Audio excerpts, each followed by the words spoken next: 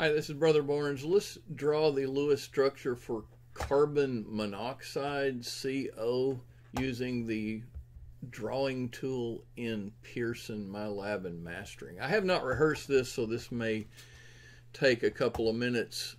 What I usually do is I like to pick the atom that I want to start with. In this case, it's carbon, so I'm going to click on that, and then I'm going to put that right in the middle. And then the next atom that I want is oxygen, so I'm going to pick that next. But I'm going to use a triple bond between the C and the O. I just looked it up, so just look it up on the internet.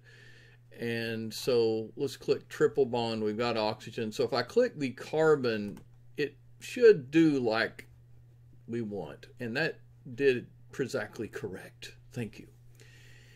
Remember that the stable valence of carbon and oxygen has 8 electrons, and so all we have to do is just click this deuce over here, this 2, and click the carbon and the oxygen. And even though I would love it to be on the end, it doesn't really matter. I think when we submit it, it's going to accept it. So let's submit and see what happens. And it does say correct.